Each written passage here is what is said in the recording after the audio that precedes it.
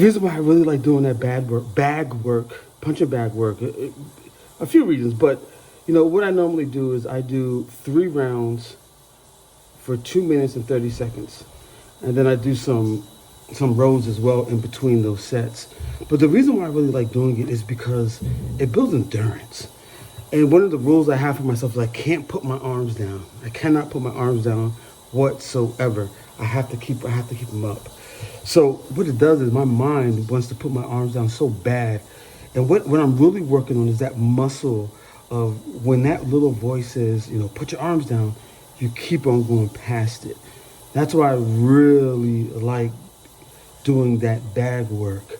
But then it translates into, like I see it translates over to when I'm working, when I just want to just stop and I can pull from that well of that muscle that I built to go past that voice in your head. So that's why when I'm working bag, I'm really working up here. I'm working the endurance. Just think about that fighter that's in the ring for like 8 rounds, and like it's that I'm going after. It's that endurance that I'm building up, because when you're building businesses and companies and investing and doing all these things, it takes a certain level of endurance that the average person can barely stomach. So with that said, I just wanted to get that off. I'm about to jump in the shower really quick. I just shared with you how I create mental endurance. Let me know in the comments, how do you create mental endurance? What do you do? What type of mental exercises do you do to create mental endurance so that when you're working, it translates over? Put it in the comments. Let me know. Let's chat. Let me play this for you really quick. I want you to listen. This is from Navo Ravikant. He's an angel investor, also startup entrepreneur, and has some really good insight about infinite leverage and judgment being the most important skill.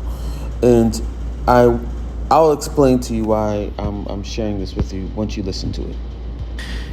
We live in an age of infinite leverage. What I mean by that is that your actions can be multiplied 1,000-fold, either by broadcasting at a podcast, or by investing capital, or by having people work for you, or by writing code.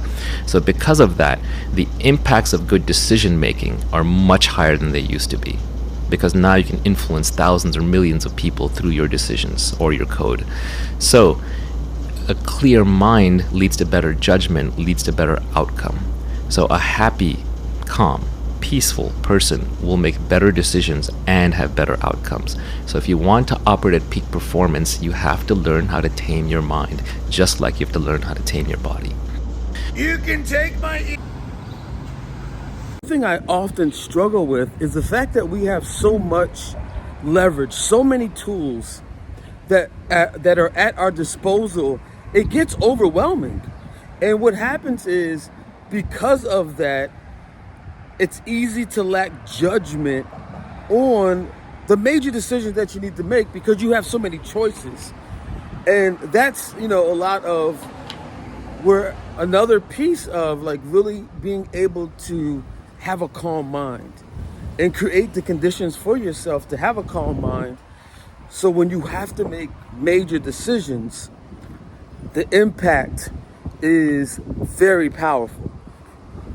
You want to get to a place where when you're making that one decision that you make can affect 10 things or 100 things.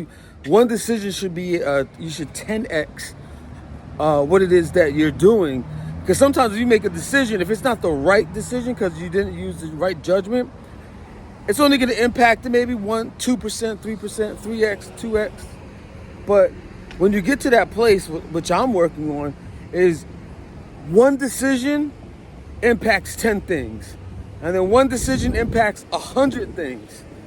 But you have to have a calm mind. You have to be able to control, like that video says, and tame the mind in a way where it's calm and you can make solid decisions. One of the books that I read that really helped me with this overwhelm is called Essentialism. It's by Greg McKeown, and I definitely, urge you to get the book. It helped me really focus on the essentials and to weed out all of the noise, to find the things that I need without being overwhelmed. I read the book so many times, I call myself a venture essentialist. Rather than a venture capitalist, I'm a venture essentialist, where everything I touch, I'm always trying to find the essence of it, and really focusing on the things that are needed and getting rid of the things not needed. Let me show you really quick what the book looks like. This was the picture that changed everything for me. Because I was operating here with non-essentialists. I was a non-essentialist where I would have my energy all over the place. But once you learn this idea of essentialism, it's way more focused. So this is another illustration of it. But this is what the book looks like. That's what the book looks like. I definitely recommend you go on Amazon, find it. Let me know if you purchased it. Let's talk about it. Walking home and giving myself about 15 to 20 minutes before I get to the house just to stroll, to look around, and just reflect, has been a critical piece of keeping my mind calm and just reflecting over the day, reflecting and looking at the decisions that I made during the day, and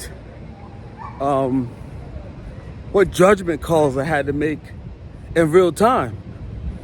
So with that said, I am done for the day. If I was you, if you made it this far, you should just subscribe to the channel, because you never know what's going to happen tomorrow.